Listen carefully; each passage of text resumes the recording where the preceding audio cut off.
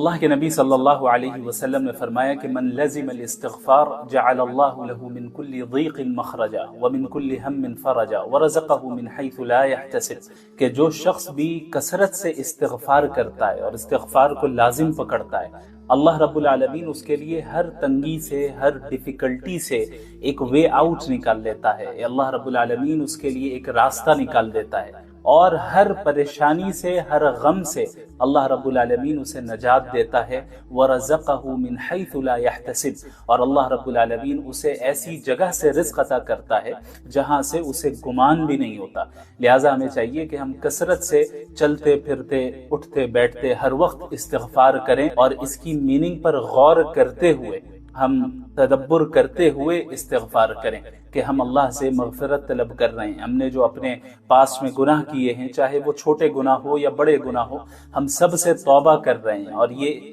عزم کر رہے ہیں کہ یا اللہ میں ان گناہوں کو کبھی نہیں دہراؤں گا۔ اللہ رب العالمین پر توکل کرنے کا ہرگز یہ مطلب نہیں ہے کہ ہم اسباب کو اختیار کیے بغیر اور اپنی طرف سے محنت کیے بغیر اللہ پر بھروسہ کرتے رہیں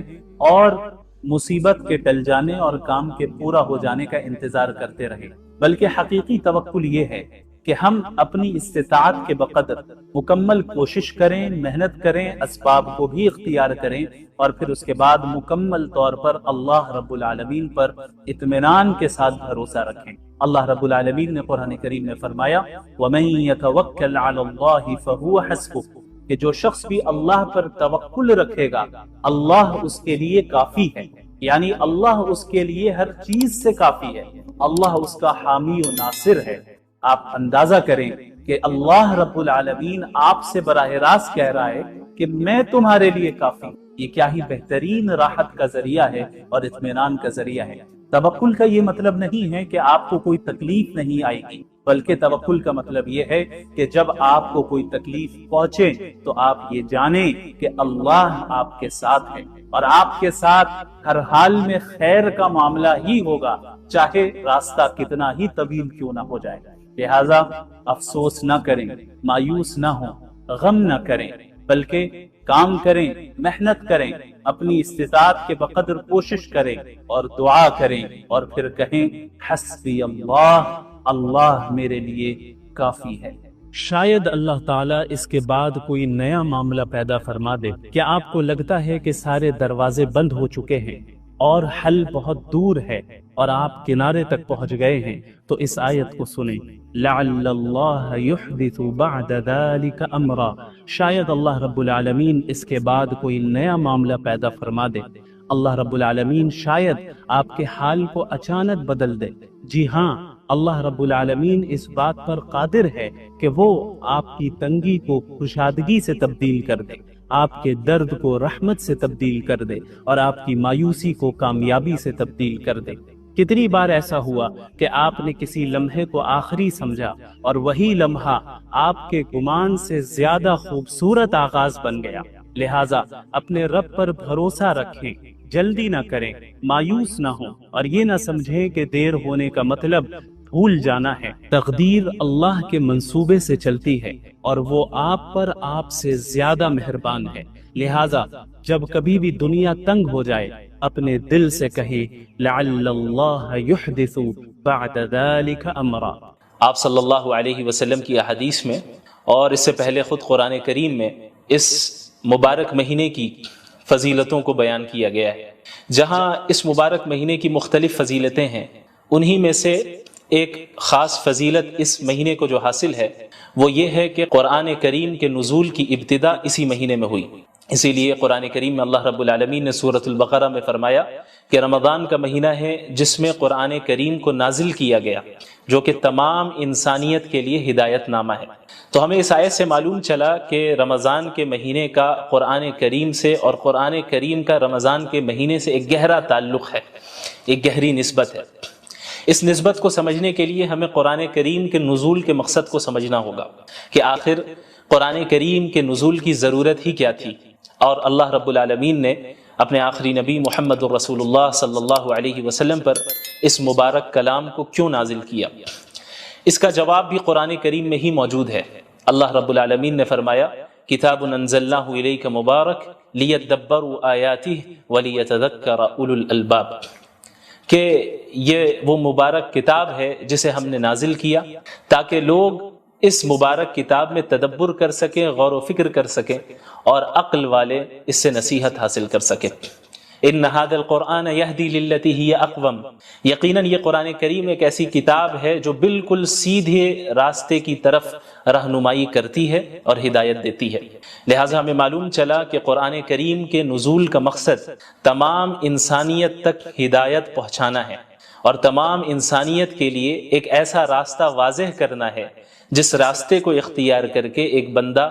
ہمیشہ ہمیش کی جنت میں داخل ہو سکے اور جہنم کے عذاب سے اپنے آپ کو بچا سکے۔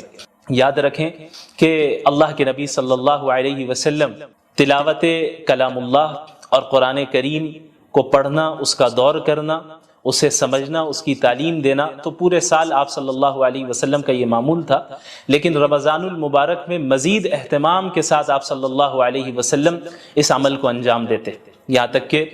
حضرت جبریل علیہ السلام ہر سال رمضان کے مہینے میں آپ صلی اللہ علیہ وسلم کے پاس تشریف لاتے اور قرآن کا دور ہوتا، اور آپ صلی اللہ علیہ وسلم کی زندگی کا جو آخری رمضان تھا اس میں حضرت جبریل علیہ السلام کے ساتھ اللہ کے نبی صلی اللہ علیہ وسلم نے 2 مرتبہ قرآن کریم کا دور کیا۔ تو قرآن کریم کا نزول اسے پڑھنے، سمجھنے اور اس سے ہدایت حاصل کرنے کے لیے ہوا ہے،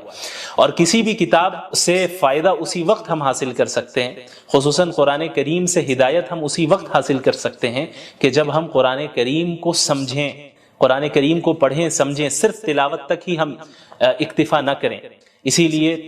اللہ تعالیٰ نے انبیاء علیہ الصلاۃ والسلام خصوصاً محمد الرسول اللہ صلی اللہ علیہ وسلم کے متعلق سورۃ الفرقان میں یہ بات بھی اللہ رب العالمین نے بیان فرمائی کہ وقال الرسول یا رب ان قوم اتخذوا هذا القرآن مہجورا۔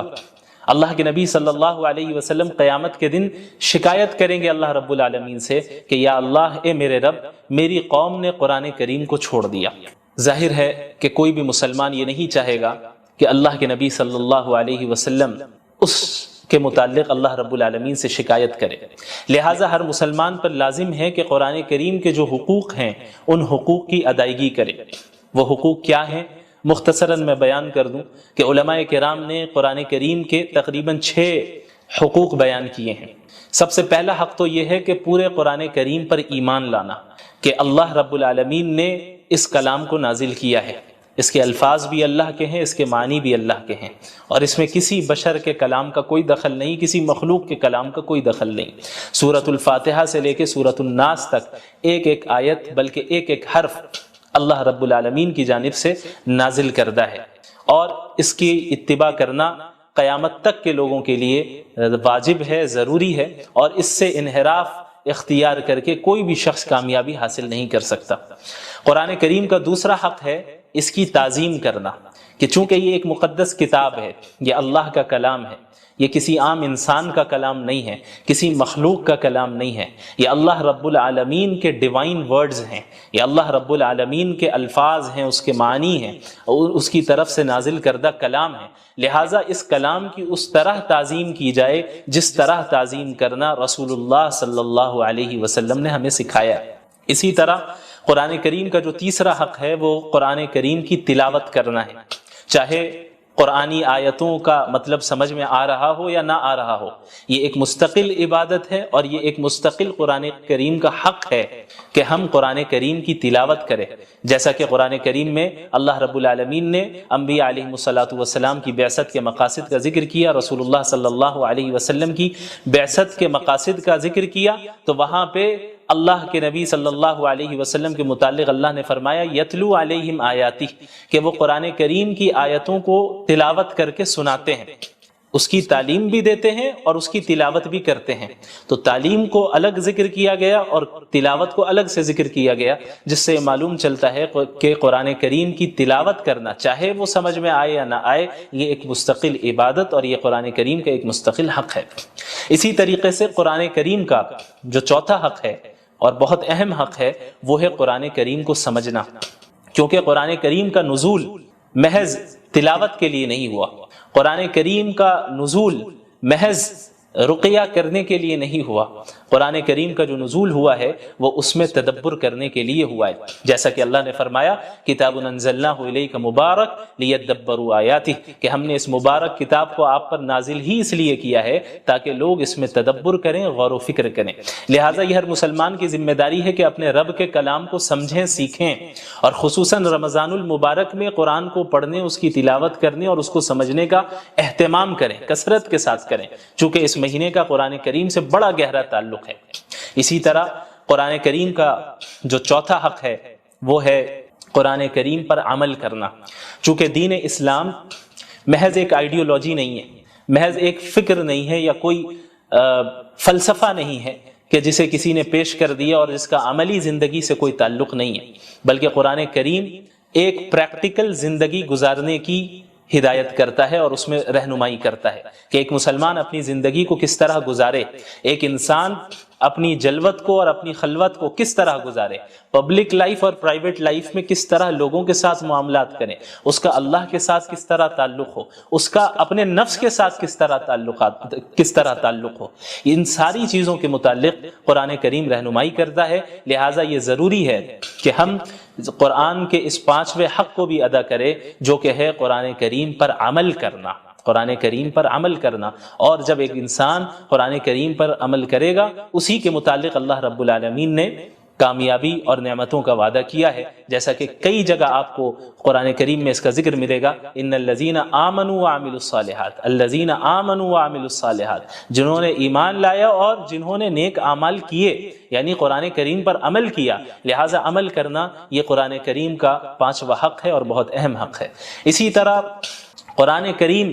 کا جو چھٹا حق ہے جو کہ علماء کرام نے بیان کیا ہے، اور یہ بھی بہت اہم ہے، ان حقوق میں سے ہر ایک حق اپنی جگہ پہ اہمیت کا حامل ہے اور ان سب کو ادا کرنا ضروری ہے۔ جو چھٹا حق ہے قرآن کریم کا وہ ہے اس قرآن کریم کی تبلیغ کرنا۔ یا ایھا الرسول بلغ ما انزل الیک من ربک، یہ حکم سب سے پہلے اللہ رب العالمین نے محمد الرسول اللہ صلی اللہ علیہ وسلم کو دیا، اور محمد الرسول اللہ صلی اللہ علیہ وسلم کے واسطے سے تمام امت مسلمہ کو دیا۔ اللہ رب العالمین نے فرمایا کہ اے رسول، آپ کے رب کی طرف سے جو کچھ آپ پر نازل ہو رہا ہے اس کی تبلیغ کریں، اسے دوسروں تک پہنچائے، کیونکہ دین اسلام محض کوئی نسلی مذہب نہیں ہے، جس طرح یہودیت ہے جو کہ ایک نسلی مذہب ہے۔ قرآن کریم اور دین اسلام اس طرح نہیں ہے۔ دین اسلام کا دروازہ تو ہر ایک کے لیے کھلا ہے، جو بھی ایمان قبول کر لے، جو بھی اسلام میں داخل ہو جائے، جو بھی قرآن کو سچا کلام مان لے، جو بھی صحیح عقائد اختیار کر لے، اعمال صالحہ کرے، اس کے لیے جنت کا وعدہ ہے، اس کے لیے اللہ کی نعمتوں کا وعدہ ہے۔ تو یہ جو امت ہے، امت مسلمہ، یہ امت دعوت ہے، جیسا کہ سورۃ البقرہ میں اللہ نے فرمایا کنتم خیر امۃ اخرجت للناس، کہ تم وہ امت ہو جسے تمام انسانوں کے لیے نکالا گیا، محض مسلمانوں کے لیے نہیں، محض مخصوص خاندان کے لیے نہیں، محض مخصوص علاقے والوں کے لیے نہیں، للناس، اللہ نے فرمایا کہ تمام انسانیت کے لیے اللہ رب العالمین نے اس امت کو بھیجا ہے۔ تأمرون بالمعروف وتنہون عن المنکر، کہ تم انہیں نیکیوں کا حکم دو اور برائیوں سے روکو، وتؤمنون باللہ، اور تم ایک اللہ پر ایمان رکھو۔ لہٰذا قرآن کریم کا یہ چھٹا حق ہے کہ ہم قرآن کریم کی تبلیغ اور اس کی اشاعت کریں، تمام اقوام عالم تک قرآن کریم کے پیغام کو پہنچائیں اور اس فریضے کو ادا کریں جو فریضہ اللہ کے نبی صلی اللہ علیہ وسلم کو اللہ تعالیٰ نے دیا، اور اللہ تعالیٰ کے نبی صلی اللہ علیہ وسلم نے خصوصاً حجۃ الوداع کے موقع پہ امت مسلمہ کو سونپا، اور آپ صلی اللہ علیہ وسلم نے فرمایا تھا کہ فَلْيُبَلِّغِ الشَّاهِدُ الْغَائِبُ، تم میں سے جو بھی موجود ہے میری بات ان تک پہنچا دے جو یہاں پر موجود نہیں ہیں۔ تو یہ سلسلہ تبلیغ کا اور قرآن کریم کی اشاعت کا عہد نبوی سے جاری رہا، یہاں تک کہ آج اس صدی میں بھی ہم تک اسی طرح قرآن کریم پہنچا، اپنی تمام تفصیلات کے ساتھ، تمام تفسیر کے ساتھ، تمام تشریح کے ساتھ، اور اب یہ ہماری ذمہ داری ہے کہ قیامت تک کے لوگوں کے لیے ہم اسے جاری رکھیں اور اس کے پیغام کو عام کریں۔ تو جب ہم قرآن کریم کے نزول کے حقیقی مقاصد کو سمجھیں گے اور قرآن کے حقوق کو سمجھیں گے تو قرآن کریم کے ساتھ وقت گزارنے میں بھی ہمیں لذت محسوس ہوگی۔ خصوصاً رمضان کا مہینہ بہت ہی بابرکت مہینہ ہے، جس میں عبادتوں کی جو نیکیاں ہیں، جو اس کا ثواب ہے، وہ بہت بڑھ جاتا ہے۔ اور اللہ کے نبی صلی اللہ علیہ وسلم تو اس رمضان کے مہینے کی راتوں میں تلاوت کا اہتمام فرمایا کرتے تھے، نمازوں کی شکل میں، قیام اللیل کی شکل میں، تراویح کی شکل میں، تہجد کی شکل میں آپ صلی اللہ علیہ وسلم پڑھتے، صحابہ کرام پڑھتے، اور رمضان المبارک میں ہمارے سلف صالحین میں کتنے ایسے گزرے ہیں جنہوں نے کئی مرتبہ قرآن کریم کو ایک مہینے میں پڑھا، اور صرف پڑھا ہی نہیں بلکہ اس کو سمجھا، اس میں تدبر کیا، اس سے نصیحتیں حاصل کی، عبرتیں حاصل کی۔ لہٰذا ہماری یہ ذمہ داری ہے کہ رمضان المبارک کو ہم اس طرح گزاریں جس طریقے سے اللہ کے نبی صلی اللہ علیہ وسلم نے گزارا۔ یہاں تک کہ بعض سلف صالحین کے معمول کا ذکر ہوتا ہے کہ بڑے بڑے محدث جو پورے سال حدیث کا درس دیا کرتے تھے، جب رمضان المبارک کا مہینہ شروع ہوتا تو حدیث کے دروس، فقہ کے دروس، ساری چیزوں کو موقوف کر دیتے اور مکمل طور پہ اپنے آپ کو قرآن کریم کے درس، قرآن کریم کی تدریس کے ساتھ مشغول کر دیا کرتے ہیں، اس کو پڑھنے اور اس کو پڑھانے میں اپنے آپ کو مصروف رکھتے کہ چونکہ اس مبارک مہینے کا قرآن کریم سے بڑا گہرا تعلق ہے، لہٰذا اس مبارک مہینے میں ہم زیادہ سے زیادہ قرآن کریم کے ساتھ ہی وقت گزاریں گے۔ اور اس چیز کو ذہن سے نکال دیں کہ اس آنے والے رمضان کو ہم رسم و رواج کی طرح نہیں گزاریں گے کہ ہر سال رمضان آ رہا ہے، بس وہ افطار پارٹی ہوتی ہے، سحری کرنا ہے، رات میں گھومنا ہے، تراویح پڑھنی ہے امام صاحب کے پیچھے اور دن بھر میں روزہ رکھنا ہے، بس یہی ہے۔ تو ہم نے ایک رسم بنا لیا ہے اس کو کہ بھئی یہاں سب کر رہے ہیں تو ہم بھی کرنا ہے۔ تو اس چیز کو سب سے پہلے کلیئر کریں اپنے ذہن میں کہ ہم رسم کے طور پہ روزہ نہیں رکھتے، ہم اسے عبادت سمجھ کے رکھتے ہیں، اور اس کے پیچھے جو فضائل ہیں اور جو اہمیت ہے اس کو ذہن میں رکھتے ہوئے کرتے ہیں۔ تو سب سے پہلی چیز یہ ہے کہ اپنی نیت کو خالص کرنا، نیت کی اصلاح کرنا کہ ہم رمضان کے روزے کس کے لیے رکھ رہے ہیں، رمضان کی عبادت ہم کس کے لیے کر رہے ہیں، ہم اللہ کو راضی کرنے کے لیے کر رہے ہیں۔ ایک تو یہ ہے کہ بری نیت ہو، لوگوں کو دکھلاوے کے لیے ہم کر رہے ہیں، بھائی روزہ ہم رکھ رہے ہیں تاکہ لوگ دیکھیں، لوگ کہیں کہ ہم روزے دار ہیں، یا روزہ ہم اس لیے رکھ رہے ہیں کہ تاکہ یہ لوگ نہ کہیں کہ بھائی دیکھو مسلمان ہے روزہ نہیں رکھتا ہے۔ نماز تراویح یا قیام اللیل ہم پڑھ رہے ہیں یا عبادتیں کر رہے ہیں اس لیے کر رہے ہیں کہ گھر والے کہیں یا دیکھنے والے کہیں کہ بڑا عابد و ظاہر ہے، یا سب کر رہے ہیں اس لیے ہم کر رہے ہیں، تو یہ دونوں طریقے صحیح نہیں۔ ایک ہوتا ہے کسی عمل کے پیچھے غلط مقصد ہونا، غلط نیت ہونا، اور ایک ہوتا ہے کہ کسی عمل کے پیچھے کوئی نیت ہی نہیں ہونا۔ یہ دونوں بری چیزیں، نیت کا نہ ہونا، بس چونکہ سب کر رہے ہیں تو ہم بھی کر رہے ہیں، یہ کوئی اچھی نیت نہیں ہے، یہ کوئی اچھا طریقہ نہیں ہے کہ بس آپ نے لوگوں کو دیکھ کر جو ہے فالو کرنا شروع کر دیا، اور اس کی جو اہمیت ہے اس کو اپنے ذہن میں مستحضر نہیں کیا، اس کو اپنے ذہن میں پریزنٹ نہیں رکھا۔ اور بری نیت ہو تو یہ بھی بڑی خطرناک چیز ہے۔ تو ہماری نیت کیا ہونی چاہیے؟ ہماری نیت یہ ہونی چاہیے کہ ہم رمضان میں تمام عبادتوں کو، چاہے وہ روزہ ہو یا رات کی نماز ہو یا اس کے علاوہ غریبوں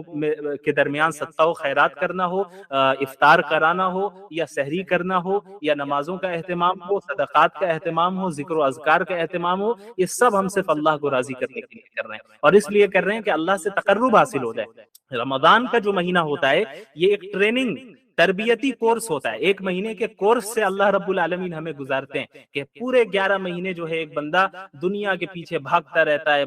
ہے، اور کبھی اکثر ایسا ہو جاتا ہے کہ دنیا غالب آ جاتی ہے، اللہ کو بھول جاتا ہے، دنیا غالب آ جاتی ہے، اللہ کو وہ بھول جاتا ہے۔ تو رمضان کے مہینے میں ٹریننگ ہو رہی ہوتی ہے کہ بھئی اب آ جائیں، جہاں بھٹکے ہوئے جو ہیں، اللہ آواز لگا رہا ہے کہ سب آئیں اور اپنی اصلاح کر لیں، آئیں اور ہمارے قریب آئیں۔ اب آپ دیکھیں اللہ کے نبی صلی اللہ علیہ وسلم نے رمضان کے متعلق کیا فرمایا؟ اللہ کے نبی صلی اللہ علیہ وسلم نے فرمایا کہ جب رمضان کا مہینہ شروع ہوتا ہے تو فتحت ابواب الجنہ واغلقت ابواب النار، کہ جنت دروازے کھول دیے جاتے ہیں، جہنم کے دروازے بند کر دیے جاتے ہیں۔ کیوں بھائی ایسا کیوں کیا جاتا ہے؟ اس کا کیا تعلق ہے؟ ابھی تو ہمیں جنت میں اٹھ کے جانا نہیں، ایسا تو نہیں عید کے دن ہی جنت چلے جائیں یا عید کے دن ہی جہنم چلے جائیں، ایسا تو نہیں ہوتا ہے۔ کیوں ایسا پھر اللہ تعالیٰ فرماتے ہیں؟ ایسا اس لیے کرتے ہیں چونکہ یہ رمضان کا پروٹوکول ہے، یہ رمضان کا پروٹوکول ہے کہ رمضان کی ابتدا ہوگی، جنت کے سارے دروازے کھول دیے جائیں گے اور جہنم کے سارے دروازے بند کر دیے جائیں گے۔ یہ انڈیکیشن ہے، انڈیکیٹ کرتے ہیں اللہ رب العالمین اس چیز کی طرف کہ اب میری رحمت کا دروازہ پہلے سے زیادہ کھل چکا ہے، تو جتنے بھٹکے ہوئے ہو تم، جتنے بڑے گناہ تم نے اپنے پاس میں کر رکھے ہو، آؤ اب رجوع کر لو، آؤ اور اب توبہ کر لو، آؤ اور اپنی اصلاح کر لو، میں تمہاری مغفرت فرماؤں گا۔ اسی لیے اللہ کے نبی صلی اللہ علیہ وسلم کی حدیث میں، حدیث قدسی ہے، جس میں اللہ رب العالمین نے کیا فرمایا ہے کہ لو بلغت ذنوبک عنان السماء، تمہارے گناہ آسمانوں تک کیوں نہ پہنچ جائے۔ یہ شیطان کے بہکانے کا طریقہ ہے، شیطان کا ایک بہت بڑا ٹریپ ہے یہ، اس کو ذہن میں رکھیں کہ وہ انسان کے ذہن میں یہ بات ڈالتا ہے کہ بھئی تم تو پورے سال گناہ کرتے آئے، تم نے جو اپنے پاس میں فلاں گناہ کیا ہے، تم نے جو ہے غلط تعلقات رکھے، تم نے کسی کا مال دبایا ہے، اور تم نے جو ہے زنا کیا ہے، تم نے یہ کیا ہے، تم نے وہ کیا، یہ سارے گناہ اپنی جگہ پر، اس سے توبہ کرنا ضروری ہے، اور جن کا حق دبایا گیا ہے ان تک حق لوٹانا ضروری ہے۔ لیکن شیطان کیا وسوسہ ڈالتا ہے؟ شیطان یہ وسوسہ ڈالتا ہے کہ بھائی اب عبادت کر کے کیا فائدہ، تم نے تو پچھلے سال گناہ کیے تھے، ابھی پچھلے مہینے تم نے یہ غلطی کی، پچھلے مہینے تم نے اللہ کی اس طرح نافرمانی کی، تو اب تمہاری دعا کرنے سے جو ہے، تمہاری دعا سے اللہ کوئی تمہیں معاف کرنے والا نہیں ہے، کس منہ سے اللہ کے پاس جاؤ گے؟ یہ شیطان کا ٹریپ ہے، اس سے بچنا ہے۔ اسی لیے اللہ رب العالمین نے فرمایا قل یا عبادی الذین اسرفوا علی انفسہم لا تقنطوا من رحمت اللہ، کہ اللہ کے رسول آپ میرے بندوں سے کہہ دیجئے۔ یہ دیکھیں آپ، اللہ بندے کہہ کر پکار رہے ہیں ہر ایک کو، جو بڑے سے بڑا دیندار ہے اس کو بھی، اور جو بڑے سے بڑا گنہگار ہے اس کو بھی، آخر سب اللہ ہی کے بندے۔ اللہ فرما رہے ہیں کہ آپ میرے بندوں سے کہہ دیجئے لا تقنطوا من رحمت اللہ، کہ تم اللہ کی رحمت سے مایوس نہ ہو، اللہ کی مرضی سے مایوس نہیں ہونا ہے۔ کیوں؟ کیونکہ مایوسی تو یہ کفار کا طریقہ ہے، مایوسی یہ مسلمانوں کا طریقہ نہیں ہے۔ لا تقنطوا من رحمت اللہ ان اللہ یغفر الذنوب جميعا، اللہ رب العالمین تمام گناہوں کو معاف کر دے، انہ هو الغفور الرحیم، یقیناً اللہ رب العالمین بار بار معاف کرنے والا اور بار بار رحم کرنے والا ہے۔ ایک انسان سے گناہ ہو جائے وہ توبہ کرے، توبہ کا دروازہ موت تک کھلا ہے ہم سب کے لیے۔ اللہ کے نبی صلی اللہ علیہ وسلم نے فرمایا کل بنی آدم خطاؤون وخیر الخطائین التوابون، کہ تمام انسان گناہگار ہیں، تمام انسان گناہگار ہیں، اور سب سے بہترین گناہگار وہ ہیں جو بار بار توبہ کرے، بار بار اللہ کی طرف رجوع کرے۔ تو جب ہم توبہ کر رہے ہوں تب تو پکا عزم ہونا چاہیے کہ آئندہ کبھی نہیں کرنا ہے، کبھی نہیں کرنا ہے۔ لیکن نفس اگر کبھی ان فیوچر غالب آ جائے یا شیطان کے وسوسے سے انسان مغلوب ہو جائے تو اور گناہ کر بیٹھے، تو اس کا یہ مطلب نہیں کہ اب چونکہ توبہ ٹوٹ گئی ہے اب کوئی ریٹرن ہونے کا دروازہ نہیں، ایسا نہیں ہے۔ پھر آپ اسی پکے عزم کے ساتھ توبہ کریں۔ تو رمضان کے مہینے کا استقبال ہمیں توبہ کے ذریعے کرنا ہے، اپنی نیت کی درستگی کے ذریعے کرنا ہے، اس میں اخلاص پیدا کر کے کرنا ہے کہ ہم جو کام کرنے کے لیے جا رہے ہیں وہ اللہ رب العالمین کے لیے ہی کرنے جا رہے ہیں۔ اور اسی طرح اللہ کے نبی صلی اللہ علیہ وسلم نے رمضان میں جو ہے روزوں کی جو اہمیت ہے اسے بھی بیان کیا۔ روزہ کیوں رکھتے ہیں؟ قرآن کریم میں اللہ نے کیا فرمایا ہے؟ یا ایھا الذین آمنوا کتب علیکم الصیام کما کتب علی الذین من قبلکم لعلکم تتقون، کہ اے ایمان والو تم پر روزے اس لیے فرض کیے گئے ہیں جیسے تم سے پہلے کے لوگوں پر فرض کیے گئے تھے، اور اس لیے فرض کیے گئے ہیں تاکہ تم متقی ہو جاؤ، تقوی والے ہو جاؤ۔ تو روزے کا مقصد باڈی فٹنس نہیں ہے، روزے کا مقصد کیا ہے؟ تقوی حاصل کرنا ہے۔ بعض لوگ سائنٹیفک بینیفٹس کو روزے کا مقصد قرار دیتے ہیں، یہ غلط بات ہے۔ ابھی آپ جو ہے وہ ڈائٹری اینڈ سلیپنگ ہیبٹس کے اوپر بھی جو ڈاکٹر صاحبہ آئیں گی وہ گفتگو کریں گی، تو سائنٹیفک بینیفٹ بھی ہو سکتا ہے بعض بتائیں، تو اسے بھی اچھے سے سننا ہے۔ لیکن یہ یاد رکھنا ہے کہ وہ سائنٹیفک اور میڈیکل بینیفٹس روزے کا مقصد نہیں ہے، وہ روزے کے فائدے ہیں، سیکنڈری درجے کی چیزیں ہیں۔ وہ اصل مقصد کیا ہے روزے کا؟ عبادات کا اصل مقصد کیا ہے؟ اللہ کو راضی کرنا اور تقوی حاصل کرنا۔ تقوی کہتے کسے ہیں؟ حضرت عمر بن خطاب رضی اللہ عنہ نے ایک مرتبہ حضرت عبداللہ بن مسعود رضی اللہ عنہ سے سوال کیا کہ بتائیں آپ کے تقوی کسے کہتے ہیں؟ تو حضرت عبداللہ بن مسعود رضی اللہ عنہ نے فرمایا کہ اے امیر المومنین، کیا آپ نے کبھی ایسے راستے سے گزرے ہیں کہ چاروں طرف یا دونوں طرف سے دھاردار جو ہے